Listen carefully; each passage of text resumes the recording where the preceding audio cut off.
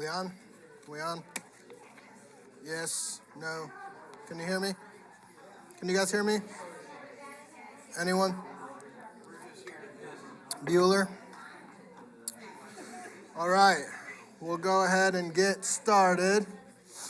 Let me offer my apologies for anyone who is here and was hoping to hear bibliology. We did our best to communicate that that's not what's going on tonight, so I'm going to stop here for 30 seconds and anyone can leave who was... No, I'm just kidding. Thank you all for being here.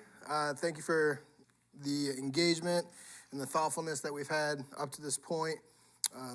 And I'm excited to finish up the material with you guys. And we'll go ahead and pray before we get started. Father, we know that as we continue this discussion, we do so with humility.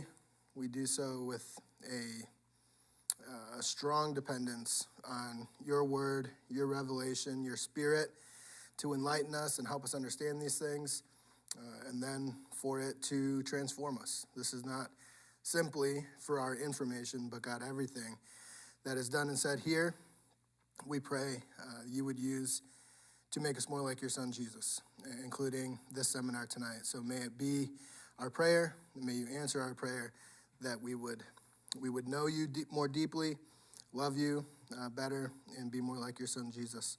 And it's in your son's name we pray. Amen. All right, so we covered these first two propositions last week.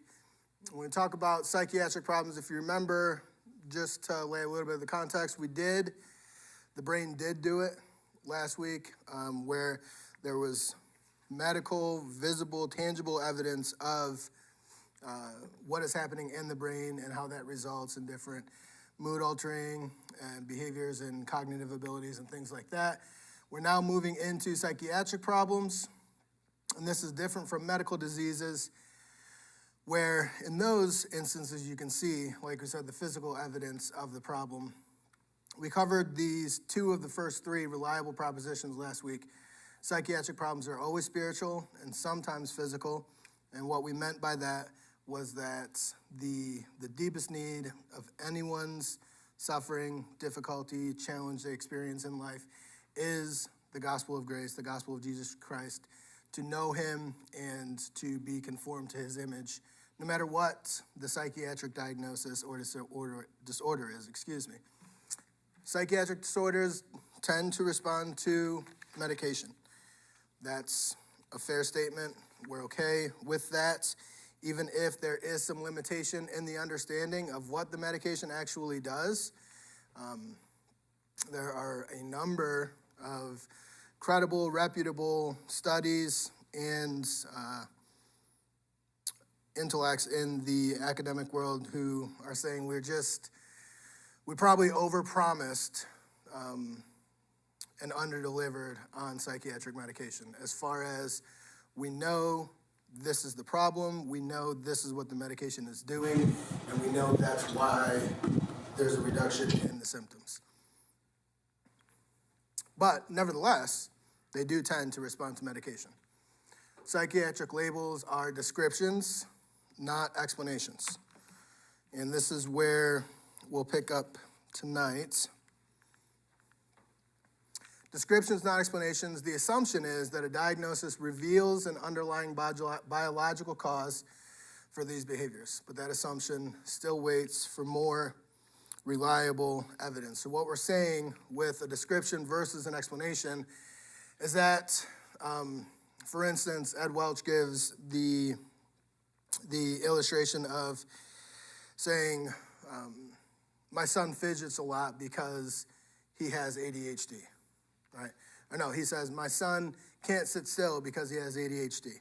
He says that could be like saying my son can't sit still because he fidgets a lot, right? There's a description of what these disorders are. And a lot of times the diagnostic criteria, they're symptomatic, they're descriptions of what that person is experiencing, and if what that person is experiencing lines up with or meets this criteria, then they would be given that diagnosis, right? But the assumption that I think popular science and psychology has taken too far is that the diagnosis also gives a cause or an explanation of what's behind it.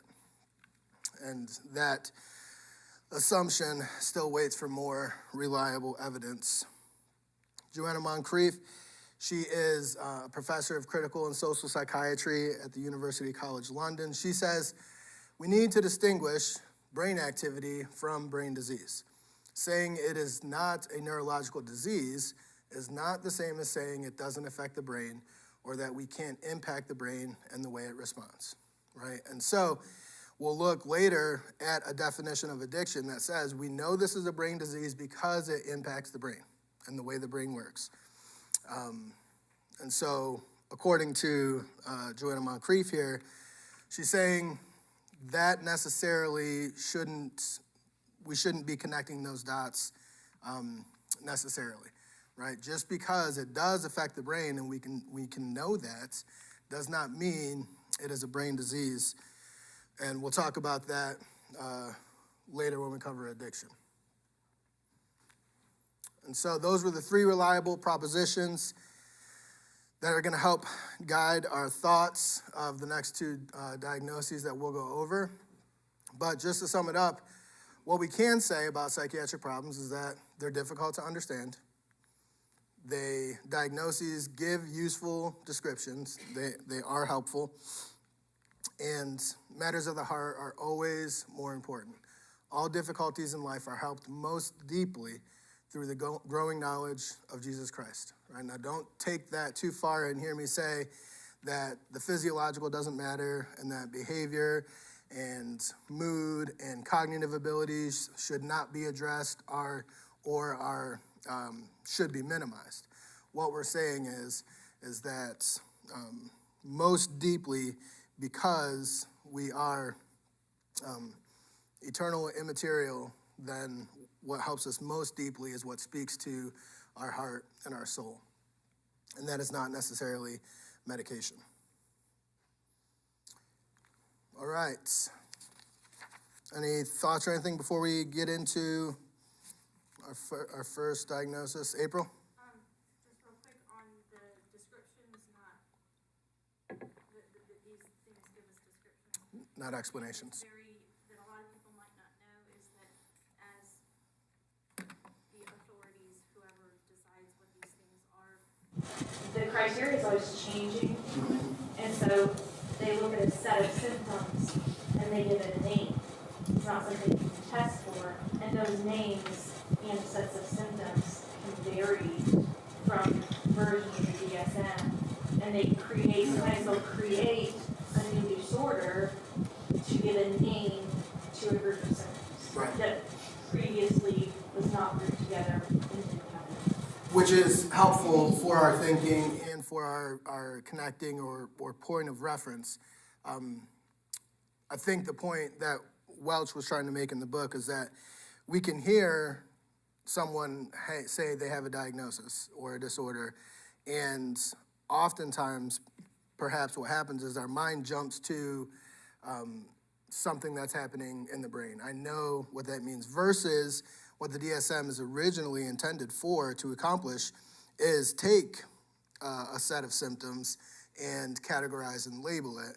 And so a better way of thinking about it would be when someone says they have this disorder, you say, okay, so that means this is what their experience is like.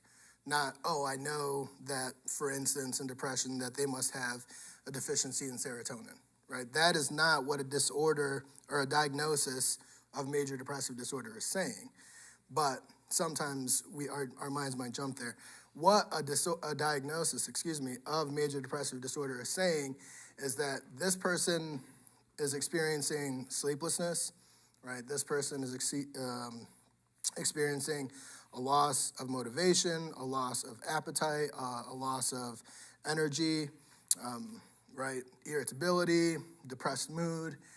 That is what our mind should go to is what are they experiencing, what symptoms are occurring, versus this is the cause. When I hear major depressive disorder, I know what the cause is of that. The DSM was never intended to be used that way, right? And even as the DSM fluctuates, the newest text revision, the DSM-5 TR, moved a lot of disorders into being categorized on a spectrum versus just if you have this disorder or you don't. You have this disorder either in a mild, moderate, or severe fashion, right? So that's one of the ways that the DSM is adjusting and accommodating to that. Chris, Yeah, Sam. I missed the first week, so DSM stands for what? The Diagnostic and Statistical Manual of Mental Health Disorders. It's basically, if you are a prescriber or a diagnoser, you have to be able to look in the DSM for whatever disorder you think they have, the person you're working with has, and do they meet the criteria? If they meet the diagnostic criteria, then you can give them a code, a diagnosis, and essentially it's validation to like insurance companies that this is a verifiable medical problem and you as their medical insurance should pay for their treatment. Russ. It seems like we've got to very much make sure that we're not letting the tail wag the dog. And we don't do that in life. We don't look at somebody and say, oh, you came from Southern Baptist Church, that means you're blah, blah, blah. You take them as an individual human being. And you can read off some symptoms and people be like, well, I'm sometimes don't have sleep and don't have an appetite and whatever, and you're reading off those symptoms. And I turned to my wife and I was like, yes.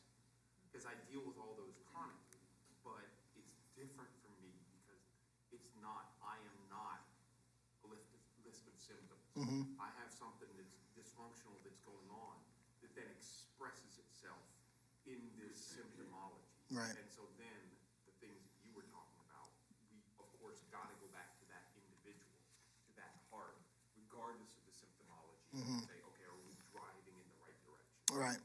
And that's, like with ADHD, Welch says in his book that there's no other description that someone reads, or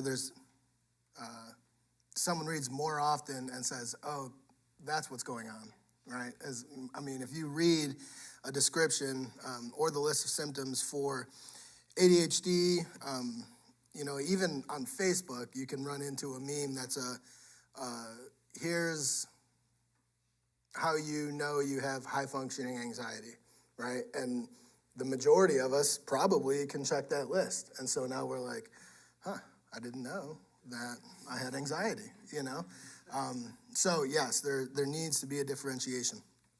Good point. Talking about this depression, and the quotes are valuable, but from this quote, the next quote, and the first two quotes are from Psychology Today, and the next one is from a professor of psychiatry. What's just as interesting to me is the source of these quotes, right? Many people believe that depression is caused by a chemical imbalance in the brain. Experts explain that depression is far more complex and that it is unproductive to think of depression as a brain disease that is primarily biological. That's from Psychology Today. Another one from Psychology Today, the inheritance of risk for depression is considered at best, so this is talking about, is there a genetic factor to depression? It's considered at best polygenetic. That is, a number of unknown genes each contributes a tiny risk under certain environmental conditions. None of them makes depression inevitable, right? And so even this polygenetic approach, these unknown genes that contribute a tiny risk, the under certain environmental conditions is a really hinge point there, because what they're saying is you might have this certain number of genes that contribute a tiny risk, but if you never find yourself in those certain environmental conditions, you may never have or experience a major depressive episode. But your brain, what they are supposing, could still be at risk for it. And so, but listen to the very loose we don't want to nail ourselves down here type language, right? At best, polygenetic. A number of unknown genes each contributes a tiny risk under certain environmental conditions. That is not a super scientific statement. It's really not, right? This is from Neil Jayasingam. That's my best bet. You guys try it at home. He's a psychiatrist and former research scholar for the Institute of Psychiatry, both in Sydney and in the UK. He says, we now recognize that we don't know what causes depression or why antidepressants work. The chemical imbalance theory is, at best, an incomplete explanation. It can't be a coincidence that almost all the antidepressants happen to act on serotonin, but that doesn't mean a serotonin deficiency is the cause of depression. Okay, so from what you guys have heard in, the public square, is this a little bit different than the general messaging of depression that we usually hear? Right? I mean, to some degree, what the popular and the Harvard Review of Psychiatry, they did a study and published an article on biological misrepresentation in data that's published concerning mental health disorders. And in one, there was 75 clinical trials done. 38 of those trials reported positive impact of antidepressant medication. 37 of them reported negative or no impact of the antidepressant medication. All 38 of those trials were published, of the ones that reported positive. Of the 37 that reported negative consequence or no consequence, only 11 of those were published. 2 of them outrightly said they did have positive results as a result of the trial. And I think 8 of them at least failed to say that the results of the antidepressant trials were negative, right? And so I'm not a conspiracy theorist, right? By any means, but this is true. 38 positive tests out of 75. 75 clinical trials, 38 reported positive decline in symptoms, and all 38 of those were published. But that is only 50%. But 100% of that 50% is what matriculates down to the general public. And so we hear, well, yeah, for sure, antidepressant medication is the way to go. It's right and it's helpful. Modest estimates are that 40 to, on the high end, 60% of people who use antidepressants experience positive consequences as a result. 40 to 60%.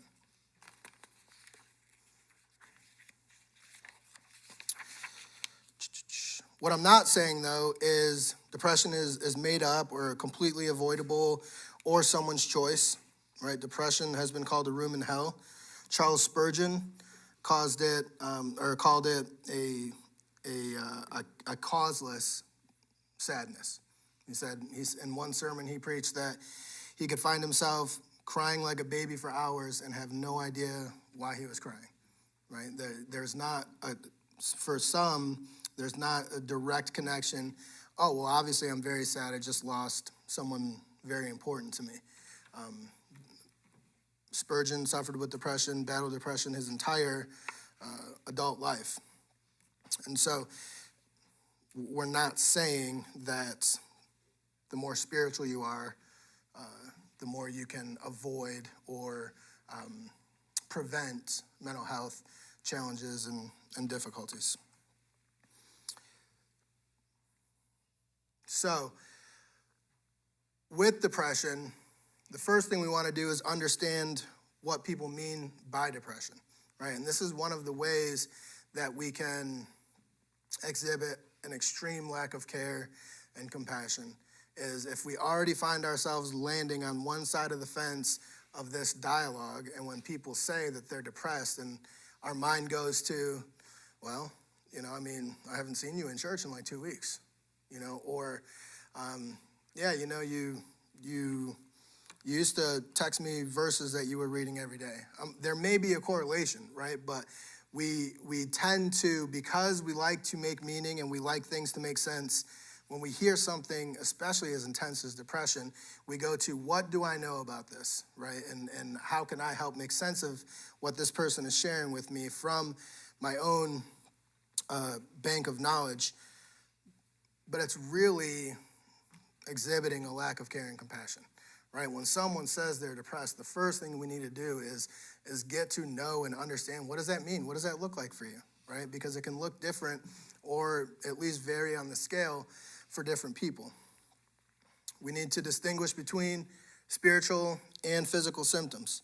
Confusing a physical symptom for a spiritual one, you might be holding someone morally responsible for physical challenges. And if we are confusing a spiritual symptom for a physical one, then we could very well be neglecting possible areas of growth, possible areas of that person's heart and mind where God is intentionally emphasizing a point of attention, right? So we want to be able to distinguish between the spiritual and the physical, right? The physical ones are like lack of sleep, lack of appetite, lack of motivation and energy, listlessness, depressed mood, lack of sleep or too much sleep. Right. Spiritual symptoms, shame, guilt, fear, thanklessness, an unforgiving spirit, hopelessness, unbelief, anger. With these spiritual symptoms requires love and compassion, like we talked about. This has to be done in a wise and loving way. If someone is thankless in their experience of depression, then, and that's something that, as someone who loves them and someone who wants to come alongside them and help them walk through that, who might want to point that out, right? We can't guilt trip them. We can't shame them for it. We can't just, concretely confront them. Chances are they might be aware of that, right? That they might be aware that they are not finding many things or even verbalizing many things in life for which they are thankful, right? And so speaking to the heart, but doing so with wisdom and love, treating that person individually, not just a person who fits into a category that you have preconceived notions about, right? That is very unloving, that is very unkind. And then if the physical symptoms are excessive, consider, of course, medical treatments known to possibly alleviate the symptoms. And so and I used this analogy before when I did the mental health in the church seminar a few years back, but consider medical treatments, especially for things like anxiety, depression, especially depression, as if you are renovating a house and you have work on the ceiling to do, but you're missing floorboards.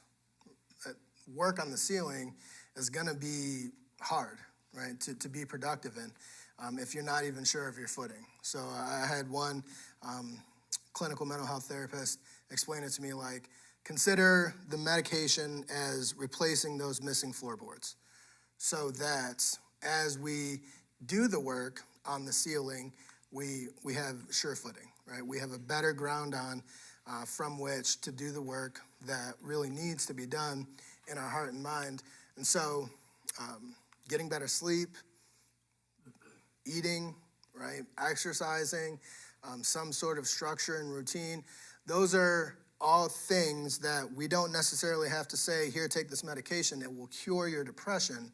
But let's level out some of the challenges in your life that are making thinking seriously and dealing seriously with some really difficult things even harder, right? It is hard to think about the way you're thinking, to challenge and confront your own thoughts of unbelief or shame or hopelessness, some really difficult things for even a healthy person to address and deal with seriously.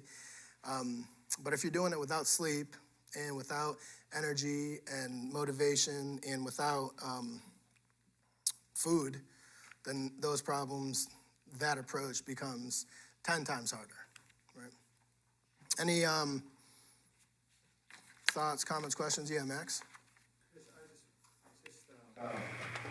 If depression is taking over and I get some medication and it helps me, and it calms me, it gets me in a better place, a better mood.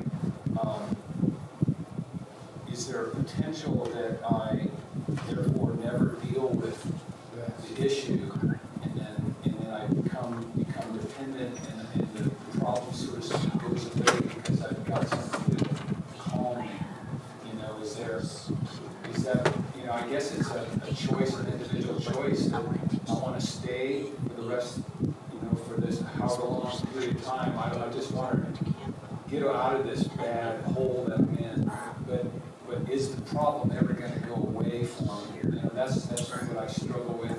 I'd love to, in the short term, get rid of this, but you know, as I, you know, the deep dive, it's not done. Sure, right.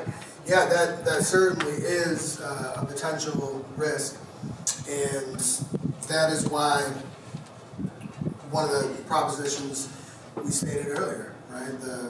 They are always spiritual, sometimes physical, right? There is always a spiritual element to, because we're dealing with a person, no matter what disorder, diagnosis, or challenge they're facing, we're dealing with a person, a body and a soul that is experiencing suffering. So whether it's just I mentioned working with someone who had been through a score of treatments, who was treatment resistant, including some pretty intense depression treatments.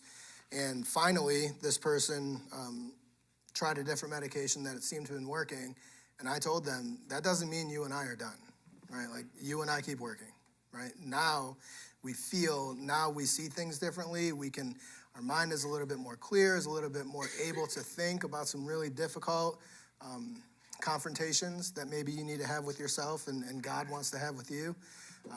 But the medication, praise God, has made that opportunity more feasible. Carly? I need you to repeat the question or summarize it back to the live stream. Okay. I'll start that next time. Was there, Elizabeth, was there anything? What? Say the question so people know Oh, what you're gotcha. responding to. Hey, Chris, I would just maybe push back on Max a little bit, that presupposes that the problem can be resolved. If you're saying, you know, is there danger of taking this medicine and not dealing with it, then you're making the assumption that the maybe is gone. It's that it's not.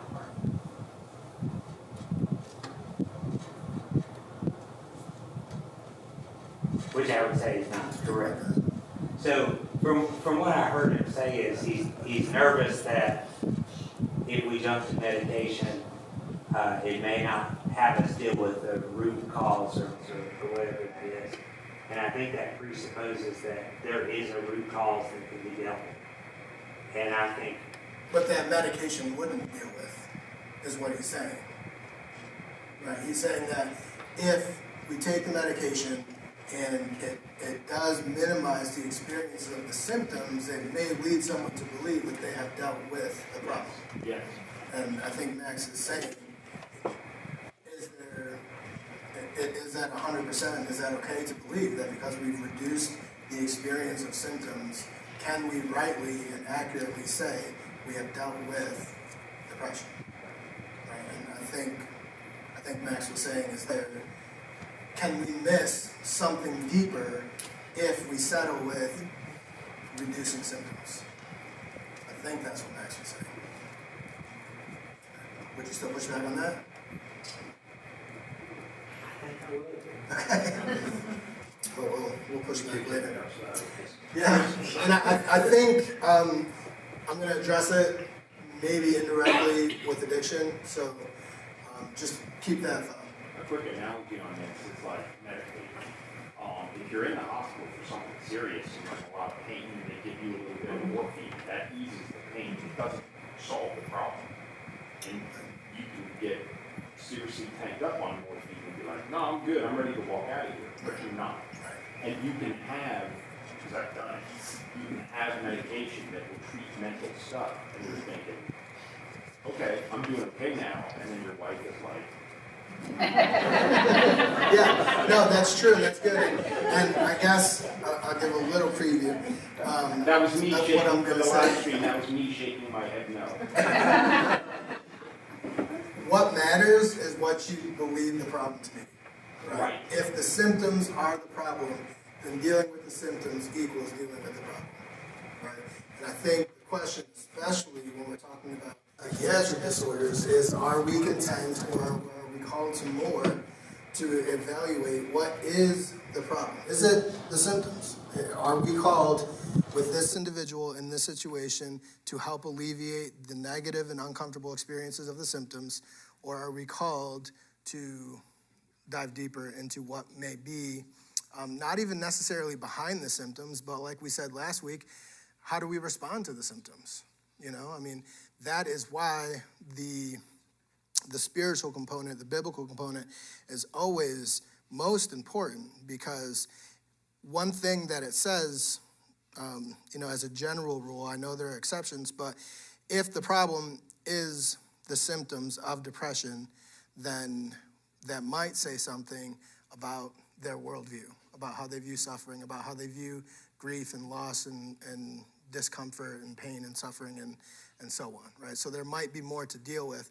If someone comes to you and says, I was experiencing depressive symptoms and I took a pill and it went away, maybe it did, right? But I think what Max is saying is, should we settle for that? Or is there maybe more to look at and even help someone through, even if their symptoms are reduced or completely eliminated through medication?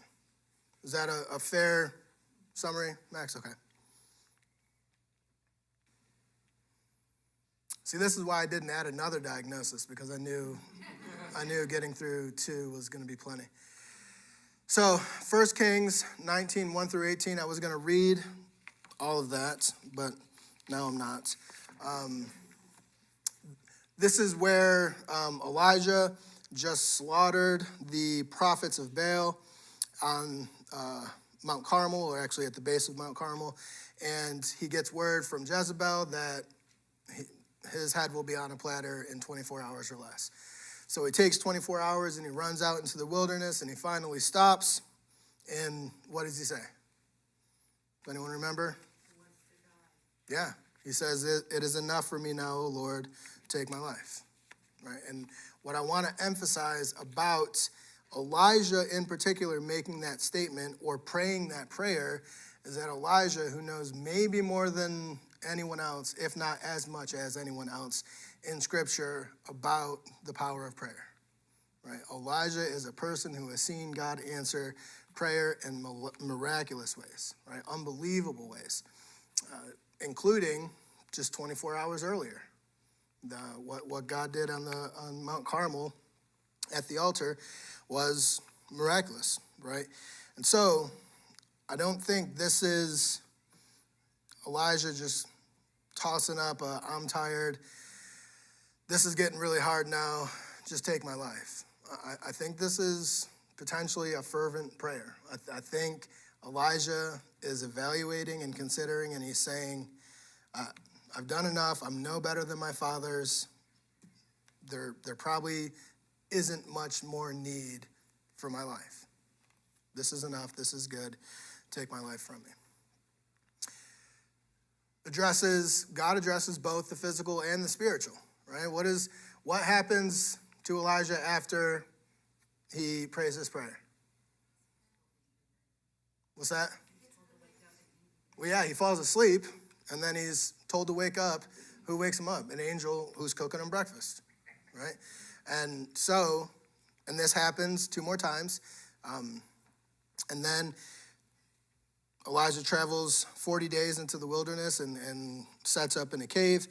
And this is where God addresses the spiritual part, right? The purpose, the meaning, the identity. He says, you are not the only one. I have so much more planned for you. You're not the only one left who is a faithful prophet, a faithful witness to the one true God. I will leave 7,000 more prophets like you in Israel. On top of that, you have to go appoint your successor. You have to go appoint Elisha, right? And so God addresses both, right? And the first thing he says or addresses is, you just had your life threatened. One of my favorite quotes from Spurgeon is, Christian, be sure that if you have just had a Mount Carmel experience, you will have the Elijah under the juniper bush experience as well, right? Like, we aren't capable of sustaining that level of high. What did Elijah just do 24 hours earlier? Most people think he himself, excuse the graphicness here, but slit the throat of 450 prophets, okay? And then after all that, he goes on the run for 24 hours straight. So his brain, his body, we are not wired to be able to maintain that level of intensity. And so that's what Spurgeon says. Be sure that if you have a high like that, you will crash. Right? It doesn't have to crash into depression or suicidal ideation, but the point is you can't sustain that level of intensity. So what happens first? He deals with his physical need. He's tired and he's hungry. And so he sleeps and he eats. He does that a couple times. And then God speaks to his heart with purpose and intention and motivation. And Elijah carries on. It doesn't say that Elijah felt better. Right? It doesn't say that Elijah was renewed. But he did continue on. He did, after that exchange with God in the cave, he went to go appoint his successor, Elisha. So addressing both the physical and the spiritual, and we don't know for sure that Elijah felt better, but he did continue in obedience to God. All right, that was it for depression. Moving on to addiction. So the brain didn't do it, and what we're saying here, addiction and same-sex attraction are the two that Welch covers in his book, Blame It on the Brain. We'll just deal with addiction for our purposes tonight. And the brain didn't do it belongs in the category because treatments are not primarily medicinal, right? And so we're not assuming that some type of medication or medicinal treatment is going to cure or attend to whatever is going on with addiction and same-sex attraction. So with addiction, substance use disorders, chemical or non-chemical. So there's the chemical is alcohol and other drugs, prescription pills and illicit drugs. And then non-chemical, that's gambling, sex, pornography, shopping, chocolate, coffee. I don't think we're allowed to say coffee, though.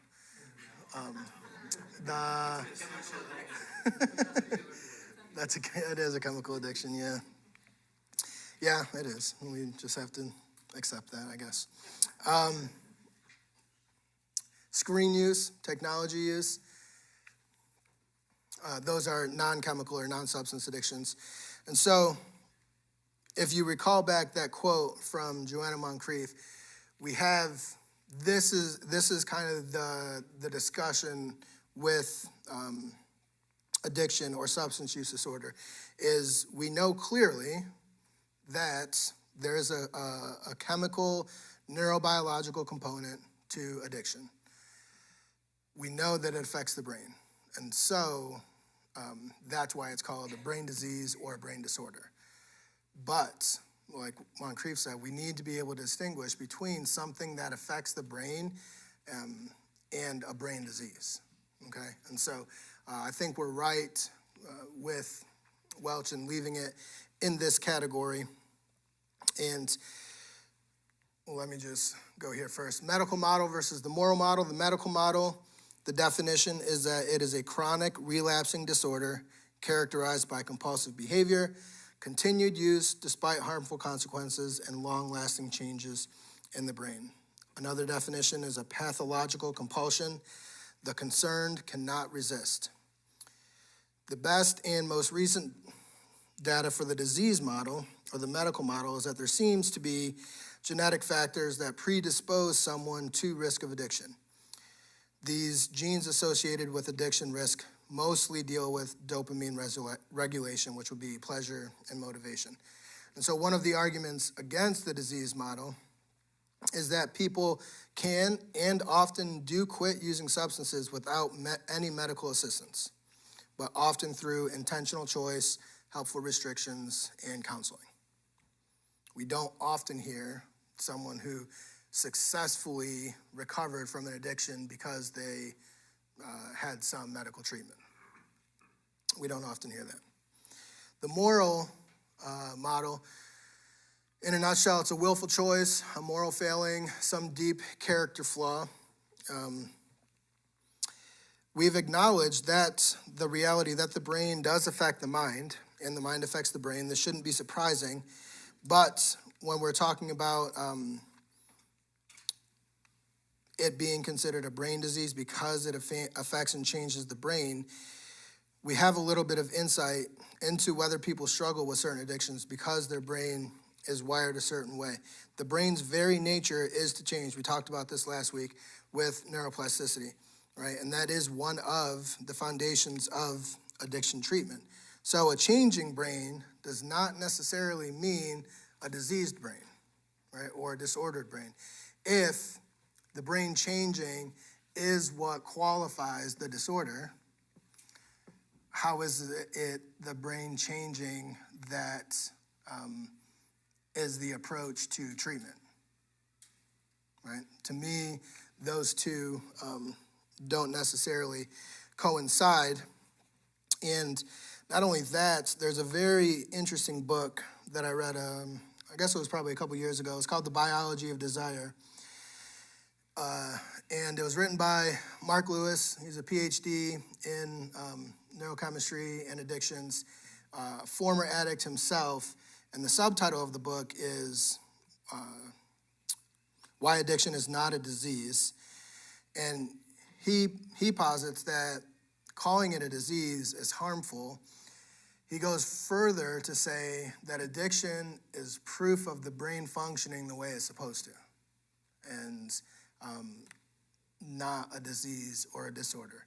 And so he goes through careful pains to illustrate the same process that we go through that we would call healthy and good, and we would never wonder if we had a disease, a brain disease. It's the same track that leads to addiction, right? And two of the more striking ones, I think, are falling in love and being hungry, right?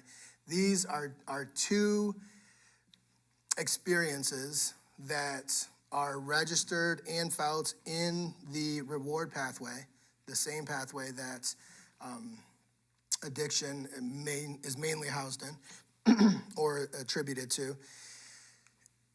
And when you're falling in love, you don't often want to see a doctor and see if you have a brain disease, right? Because, right, but what happens? You see a man or a woman and you're attracted to them, right? And then that attraction builds, and what? There's a compulsion. I want to go talk to them, or maybe we've already talked and exchanged numbers. Now I want to see them. Now I want to hang out with them. And as that relationship deepens, I want to maybe even spend my life with them, right? And so there's compulsion there based off of the initial reward, and as that pathway continues and is rewarded, right?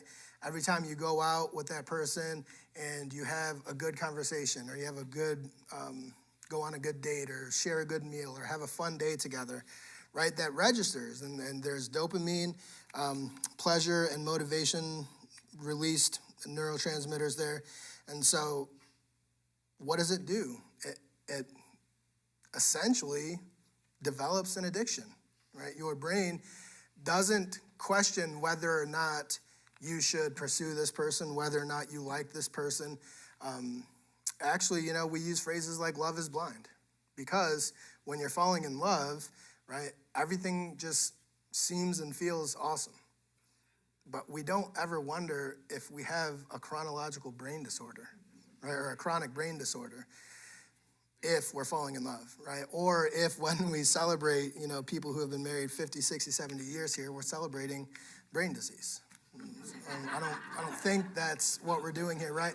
And I know that's a happy brain disease. I know that's simple, right? Another way of we experience it is in hunger. Your body tells you need to eat. And when you are told by your body that you're hungry and you need to eat, our first thoughts, unless there is a legitimate brain disorder, our first thoughts about food are what? Positive. Are we thinking about, I really would love to eat, but I hate liver? No, that's never crossed my mind when I was hungry, right? When I'm hungry, I'm thinking of all the food that I love and that is pleasurable, and I would eat at that moment if I could. And so there's a compulsion, and that compulsion actually, motivates and energizes you to put effort into satisfying that compulsion.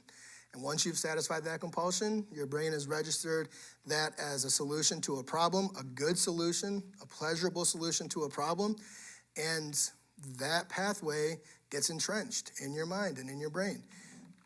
We don't call that a disorder. We thank God for making us that way, right?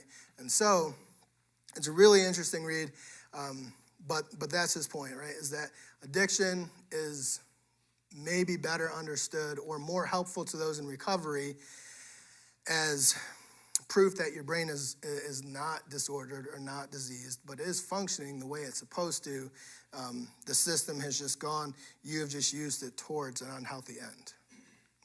We don't want to throw the baby out with the bathwater. We don't want to call the system bad. We don't want to call our brains bad or diseased. We just want to say the way the brain works, I've used it for a harmful, negative way. And that needs to be corrected, not the brain itself, but the way the brain works towards a more positive and healthy experience. Any thoughts about that?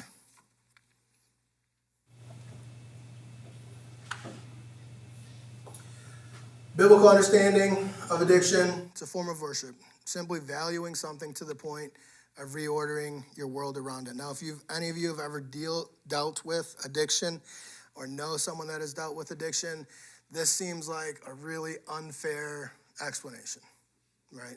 It really does. I get that. I have suffered from addiction myself for many years.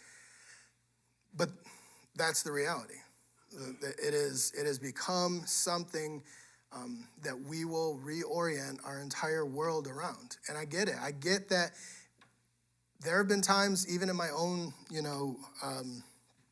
drug use, where I've been getting ready to use the actual drug and thought to myself, what in the world are you doing? And then done it. Yeah. Right? So don't stone me for this.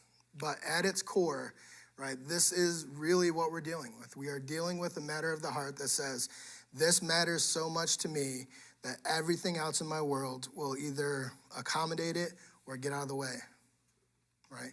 And so, but as we continue to do that and as we make choices in support of that, the brain doesn't challenge us. The brain doesn't confront us. The brain says, all right, let's do that. Now, the rest of the body might say, hey, now you're in pain, or now this is messed up, or now these relationships are totally run into the ground. But as far as the chemical process, our brain is still saying, here's the problem, here's the solution. And this is how we deal with it. So, with that being said, when I mean a form of worship, I just mean that it is something that we will reorder and reorient our lives around, regardless of the cost or the damage, right? I think if we excuse certain examples of like chemical addiction, which can happen really, really quickly, and we talk about other things, we talk about smoking, we talk about drinking, we talk about betting on sports. In my case, we talk about video games. It's not, oh, this happened and I'm addicted. The truth of the matter is, I continued to make a wrong choice. And then that wrong choice became more and more desirable. And so I continued down this destructive path, not just for myself, for other people, because I am just laser focused on continuing this wrong choice. And so I'm saying these things in support of what you're saying here as a form of worship. It's not we just do something and the light changes to red to blue and, oh, well, now I'm addicted to this thing. It's this process of continually valuing this thing in an unbiblical way. Yeah, sure. And to that, it brings up what we were probably all told when we were growing up, is that it only takes once. It only takes one time, right? And that was a scare tactic, and It's not true. mostly inaccurate, right? Your brain has not said this now becomes all that matters to you because you've used one time. But for sure, your brain has locked that away as something pleasurable, something as enjoyable, as a solution to a problem. And next time the problem of pain or the problem of pleasure comes up, your brain already has a solution to present. Now, to choose it, right, is to continue down that path. Right. But it is not as if we've done it one time and the brain said, gotcha, you're hooked now, right? Even still, right, we understand that addiction contributes to suffering that requires our understanding and compassionate care. That I heard one analogy of addiction. It was a mother asking her son's counselor, why doesn't he just stop? He knows what this is doing to himself, what this is doing to his family. Why can't he just stop? The counselor's response was, it's like holding yourself underwater and telling yourself that you don't need to come up for air, right? And so we understand that that's the experience. Sure, we understand that what needs to happen is boundaries and restrictions and accountability and, counseling and better choices, but we don't do that at the neglect of, I understand how hard this must be, right? To find yourself in this situation and choose not to do the thing that has at least temporarily solved your problem, it's illogical. It's nonsensical in the addict's mind, right? So we understand that, and we definitely sympathize with that. Linda. It can make you more clear-minded. You can't reason with an unreasonable person. And so just to become more clear-minded, then you can talk about this. Sometimes in the throes of it, what you say does not Sure. get in there. Yeah, and absolutely why the first step of rehab for any person suffering from addiction is detox, right? Because we're not going to get into how do you make better choices when your body is shaking and convulsing because you haven't had a drug in 24 hours, right? That is severely lacking compassion. And so, yes. Sobriety is only a small part of a life lived well. And so that's what I was getting to a little bit earlier, in the sense that what do you consider the problem to be, right? Is misplaced worship the problem, or excessive drug use the problem? If excessive drug use is the problem, then sobriety is the solution.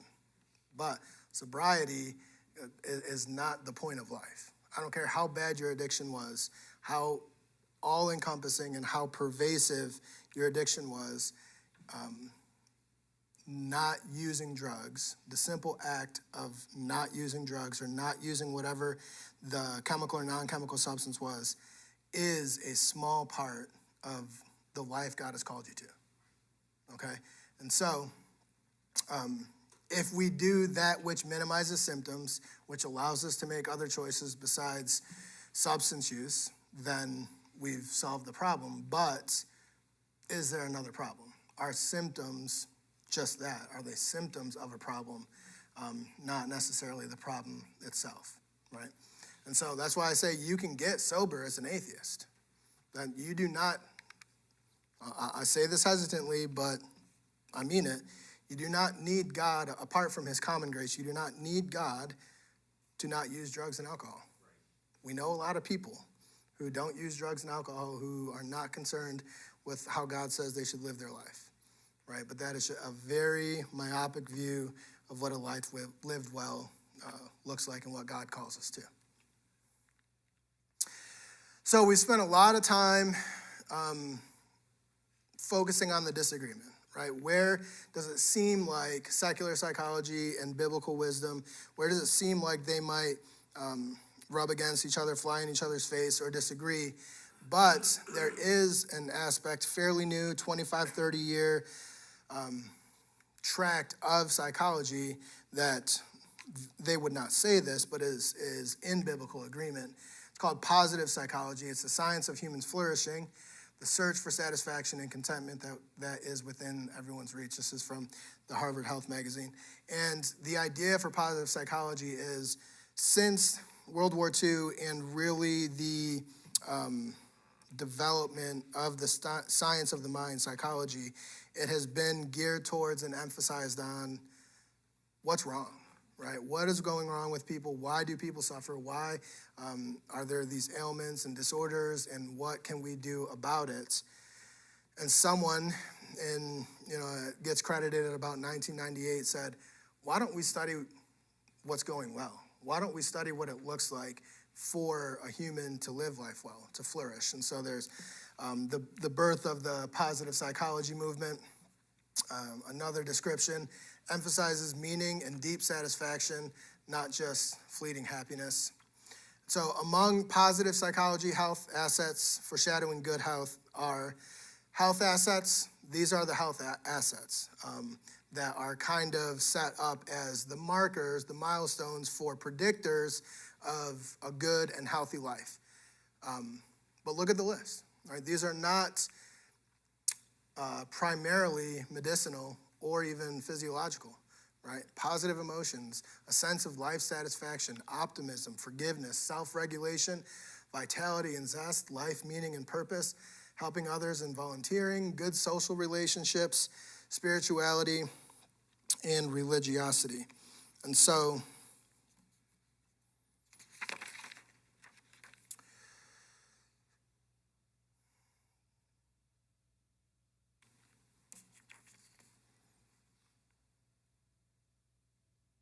okay, sorry, I threw myself off there.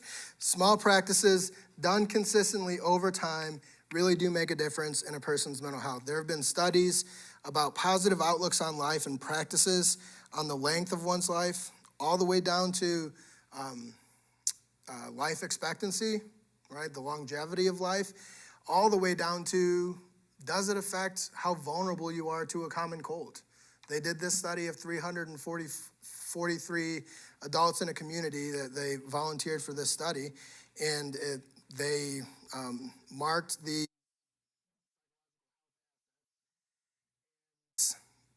tracked whether or not it affected even just their vulnerability to catch a common cold and how symptomatic they would be if they did catch it.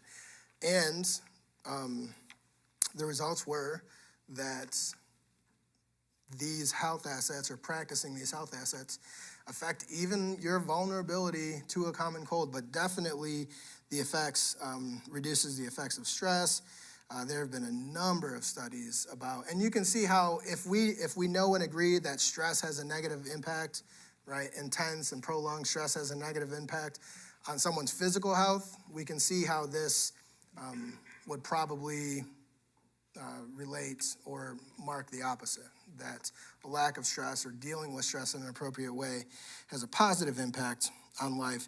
They've done studies in Japan, so they're cross-cultural. They did one study in Japan of over 43,000 participants, and those who had, they have a Japanese word, but it basically means a sense of a life worth living, a meaning or purpose. Those who had that across the board had longer lives than those who didn't. Now, obviously, there's a number of reasons for that. We're not just saying think positively and you'll live, longer than someone who thinks negatively. But if we agree with the negative impact of stress and things like that on our body, then we can see how the opposite, the thinking positively or having a sense of purpose and identity in life, might positively affect your physical health. And so there's a study of positive psychology at Harvard. The biggest finding of that entire study, they followed people their entire life, decades, and then, looked at these positive health assets and, matched them up with their life longevity, the quality of their life. And one of the major conclusions that they drew was it's not necessarily about what you experience, it's more about who you experience it with, right? And so we understand practices, spiritual disciplines like peace, like rest, like silence, solitude, prayer, community, all these things that are Judeo-Christian biblical practices for thousands of years. Over the last 25 years, science has said, we think we know what might lead to human flourishing. And, not surprisingly, not coincidentally, Christians have been like, yeah, this is what God calls a life well lived, right? These are spiritual disciplines and practices that God has called us to since the church and even before that. But one of the major findings of science is that your community matters. Belonging to a community, your social network matters. And if you think back on the one another's in the New Testament, they are all about how to go through life with someone, how to experience life with someone, bear their burdens, forgive them, admonish them, strengthen them, encourage them, right? Mourn with them, rejoice with them, weep with them. They are all instruction about how do we experience life with one another. And so this has been the Christian call to a life lived well, to a healthy life, if you want to put it that way, for thousands of years. And this new development of psychology thinks they're onto something, right? And I'm not putting them down. I'm just saying we shouldn't be surprised that their criteria for human flourishing is what the one who created humanity and designed it to flourish has already said.